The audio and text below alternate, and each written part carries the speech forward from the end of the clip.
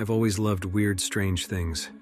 I collected oddities like shrunken heads and wet specimens in jars as a kid, so when I heard about the dark web mystery box craze, I knew I had to get in on it. These anonymous sellers claim to send you the most bizarre, unimaginable items pulled straight from the shadows. It's like opening a portal to another dimension, never knowing what you'll get. I had to try it. Getting access to the dark web wasn't easy. I downloaded Tor and stumbled through the labyrinth of encrypted sites. Finally, I found what I was looking for.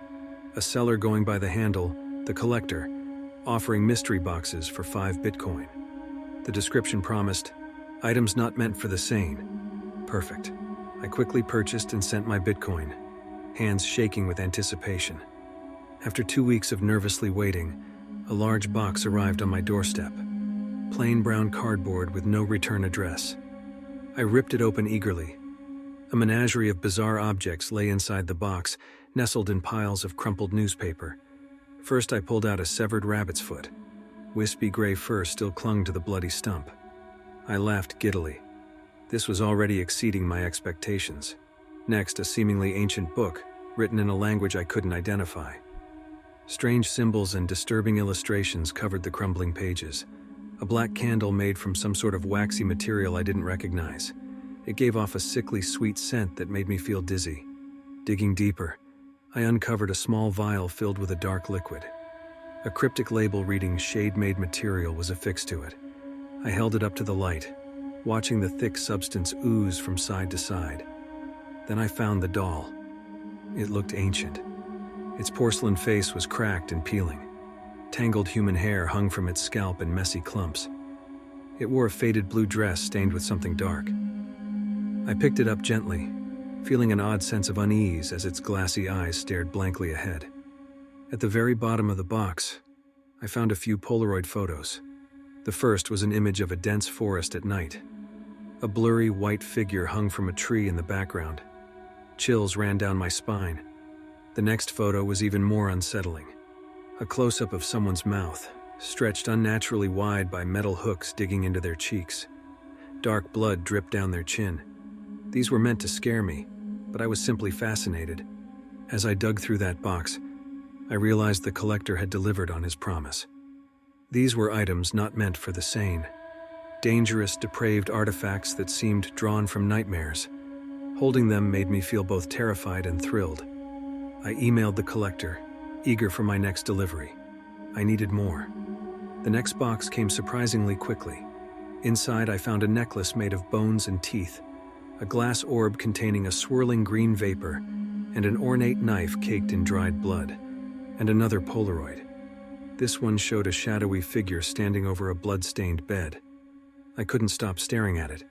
Was that a corpse beneath the sheets? Soon I was eagerly awaiting deliveries from the collector weekly. My apartment was filled with strange treasures. With each box, the items became more disturbing. I found vials of blood, labeled by blood type, eyeballs floating in jars of formaldehyde, and shriveled body parts sealed in plastic bags. They unleashed my darkest curiosities. I started having terrible nightmares, gruesome images flashing before me while I slept, but I couldn't stop. One box contained a ratty old stuffed bear. It looked innocent enough. Later that night, though, I thought I heard something whispering. Pressing my ear to the bear, the whispers grew louder, although I couldn't understand the words. Hours went by as I sat entranced, listening to the strange muttered whispers emanating from that teddy bear's mouth. I stopped leaving my apartment, spent all my time surrounded by the macabre collection, hungering for the collector's next delivery. I started seeing things, hearing things. Voices murmur to me at night. Shadows dart around my peripheral vision. I stopped sleeping and ate barely enough to survive. Soon I found myself talking to the collector's offerings, addressing them each by made-up names. I treated them like friends. They understood me. They were a part of this world I now inhabited. A world untethered from reality. When the collector's final delivery arrived, I ripped into it desperately. I didn't find his usual bizarre artifacts. Only a note that read, "I'm afraid this must end. Your mind has wandered too far into the shadows." I screamed and clawed the walls in agony. He couldn't abandon me now. I needed more. Then I heard it. The whispered words I had listened to streaming from the ratty teddy bear were now echoing through my own mind. I understood them now. They told me what I needed to do. I never opened another box from the collector, but sometimes, late at night, I still hear those whispers urging me back to the darkness.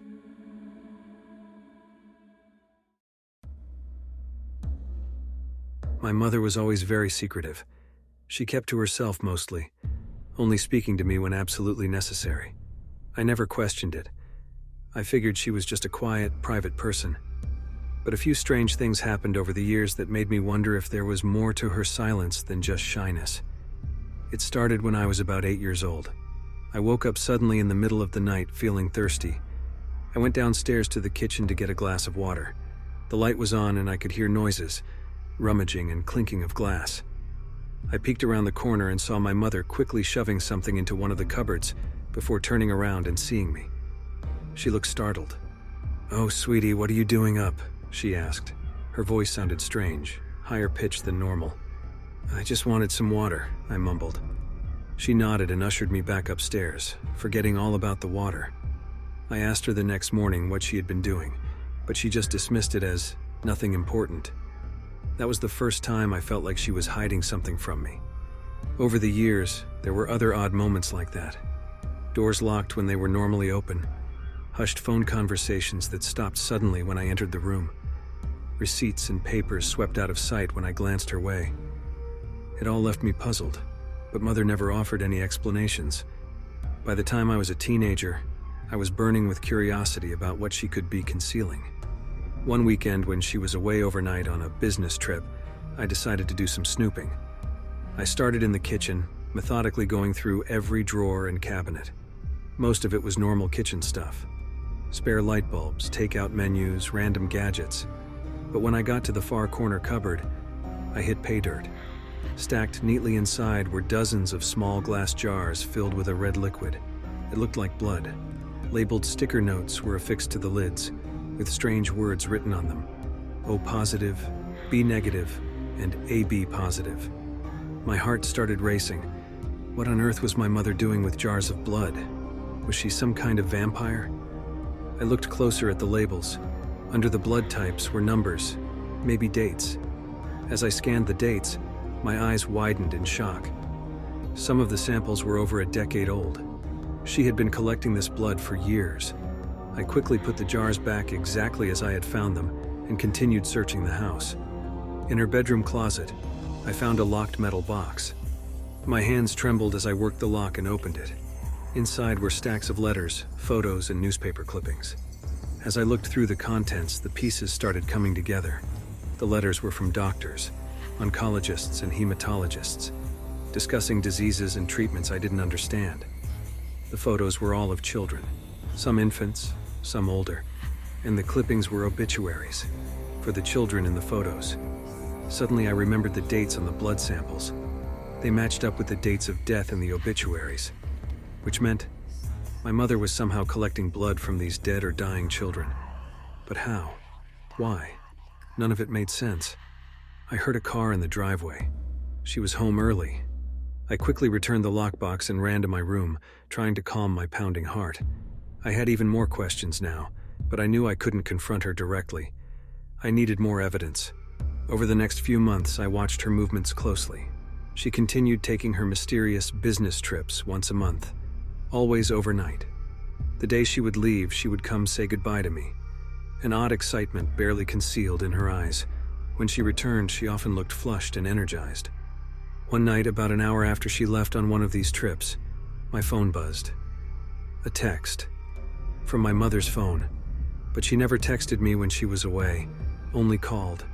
I opened it eagerly, hoping for a clue. It contained a series of letters and numbers. LMC 320, GSW 45, LSW 212, CA 125. It made no sense. I typed back, "What is this?" No response. Just then, insight struck. It was a room number and patient initials from the hospital. She must be there right now. I raced to my car and sped to the local hospital, heart pounding. Finding the room was easy, but I froze outside the door, terrified of what I might discover inside. I took a deep breath and quietly eased the door open. My mouth fell open in shock. My mother was hunched over the hospital bed, holding a syringe. Crimson fluid flowed through the needle into a waiting collection jar. In the bed lay a young girl, ghostly pale. My entrance startled my mother and she whipped around. "What are you doing here?" she hissed. "You shouldn't see this," I stammered over a response, gesturing from her to the syringe to the girl. She sighed deeply. "I have no choice," she explained. "I need young blood to stay strong and healthy. My body can't function without it. I take just enough to survive." My knees nearly buckled in horror. For over a decade, my mother had been secretly harvesting blood from dying children to inject into herself. How many had she drained over the years? How long could she keep this up? What kind of monster was she? My mother stepped towards me, blood-filled syringe still in hand. A desperate, hungry look filled her eyes. "Please, you must understand," she implored, her voice eerily calm. "I'm doing what I need to survive. With youthful blood, I'll live for centuries. You can join me.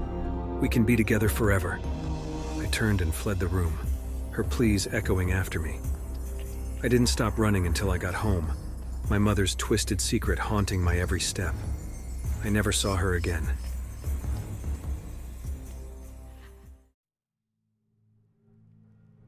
When Amelia Wentworth went missing, the whole town dropped everything to search for her.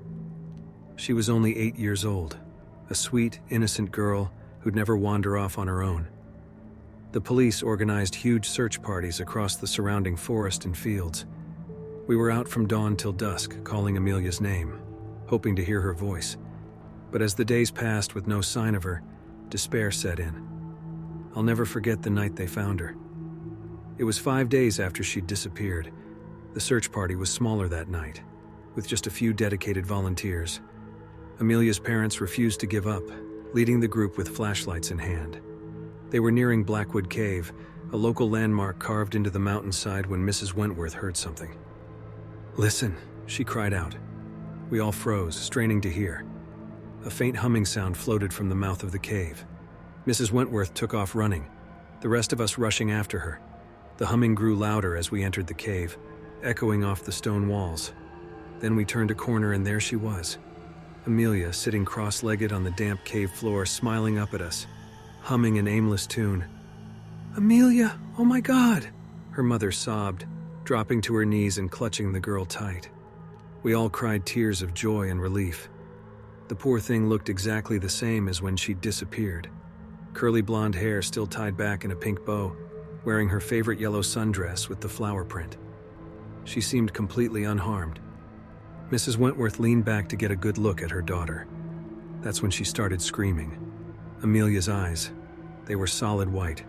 No pupil, no iris, just blank whiteness covering her entire eyes.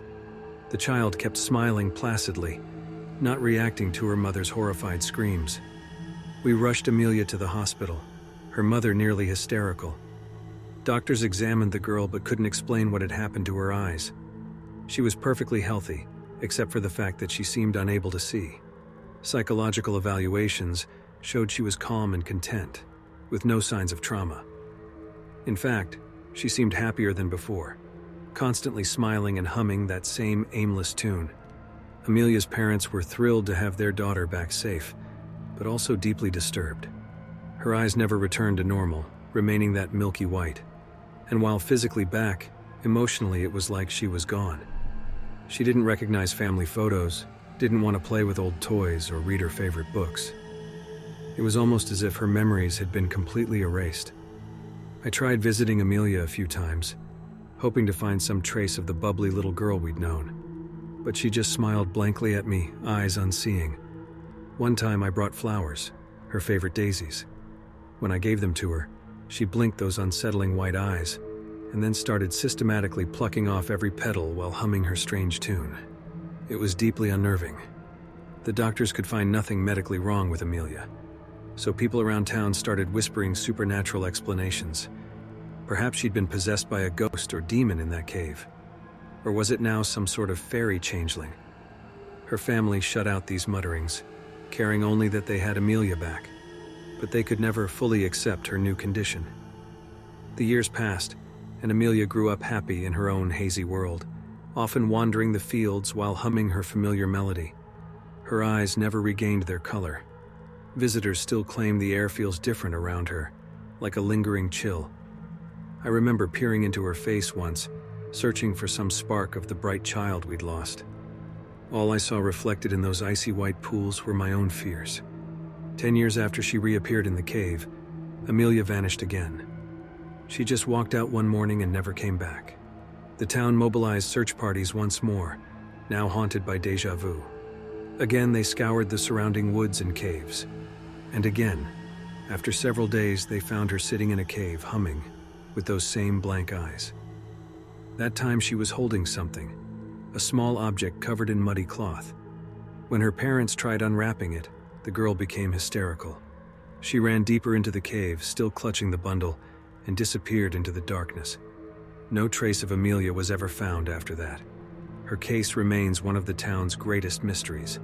Some say she was lured back to that cave by forces unknown. Perhaps whatever took her as a child needed her again. Whenever I walk past Blackwood Cave, I swear I hear faint humming from its depths. I quickly move on, not wanting to find out what still dwells down there in the cold dark, waiting for her next innocent victim.